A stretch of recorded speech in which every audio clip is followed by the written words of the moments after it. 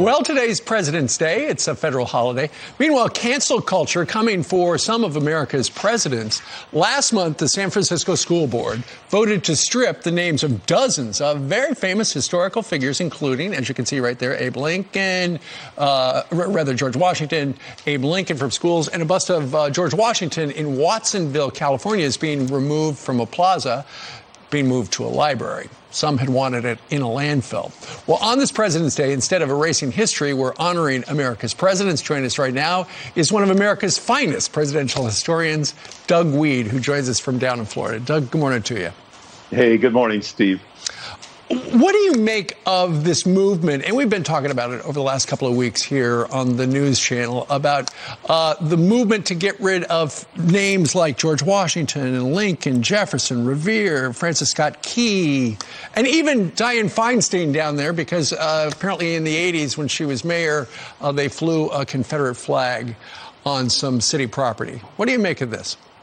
Well, each precious step that people take towards freedom and freedom of speech should be cherished and remembered and celebrated. There'd be no discussion today about social justice without Martin Luther King, and they're already attacking him. And there'd be no Martin Luther King without Abraham Lincoln. And there'd be no Abraham Lincoln without George Washington.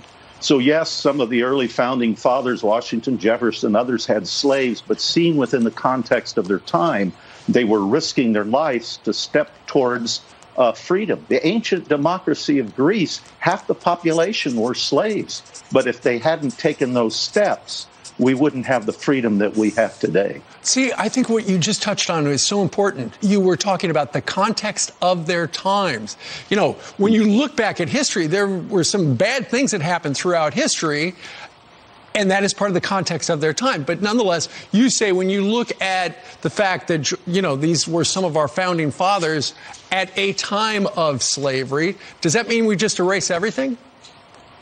No, we can examine their records, but Steve, there's no end in sight to this. The British Empire had slavery until 1834. We'd have to rename Virginia, which was named after Queen Elizabeth I. There are 5 Indian Native American nations that own slaves. We're talking about every little stream and river and town and village and some of the American states that would have to be renamed. There's Columbus, the arguments against him. You'd have to change CBS, Columbia Broadcasting System, Washington District of Columbia. There's just no end in sight, and it's ridiculous. Slavery, the name comes from the Slavs, who were people that were ordered to work by the Islamic warlords of their time. It's not Afrocentric. It's a problem of human nature, and we need to study it.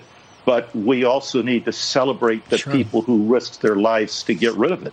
And on this President's Day, we celebrate our nation's presidents, and nobody has written better books than Doug Wead. Check him out on Amazon. He's got a whole library full of his books down there in Naples. Doug, thank you very much for joining us today. Steve, I got something very funny to leave you with. Quick. In the Soviet Union, they started saying, the people, their sense of humor, they started saying the past is unpredictable because they were always changing. Indeed. Doug, thank you. We'll be right back. My friends are calling me all the time and writing me and saying, "You've disappeared from television. We can't find you. We don't see you anymore." This is the only way we've figured out how to beat the censors. If you subscribe to this channel, hit the subscribe button and then hit the bell, you'll get notification when I'm on TV. Otherwise, you won't get my Instagrams, my messages on Facebook. It's censorship. So I want to hear from you. I want you to be able to hear from me.